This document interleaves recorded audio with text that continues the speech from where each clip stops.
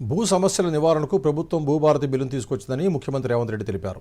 తెలంగాణ శాసనసభలో భూభారతి బిల్లుపై జరిగిన చర్చకు సమాధానం ఇస్తూ ప్రస్తుతం అమల్లో ఉన్న ఓఆర్ఆర్ 2020 స్థానంలోనే కొత్తగా భూభారతి బిల్లును ప్రవేశపెట్టామన్నారు. తెలంగాణలో ప్రతి సమస్య భూమితోనే ముడిపడి ఉందని ముఖ్యమంత్రి అన్నారు. తెలంగాణలో ప్రజల ఆత్మగౌరవం నిలబెట్టేది భూమేనని భావించి ఆ భూమిని కాపాడుకునే ప్రయత్నంలో దొడ్డి కమరయ్య వంటి వారు ప్రాణాలు కోల్పోయారని గుర్తు చేశారు. రావి నారాయణ రెడ్డి, బద్దం ఎల్లారెడ్డి, మల్లు స్వరాజ్యం లాంటి అనేక మంది భూ పోరాటాలు చేశారన్నారు. పేదల భూములు కాపాడేందుకు పటేల్ పట్వారీ వ్యవస్థను రద్దు చేశారని, భూమి లేని పేదలకు ఇందిరాగాంధీ ప్రభుత్వ భూమి ఇచ్చి ఆత్మగౌరవం నిలబెట్టిందన్నారు.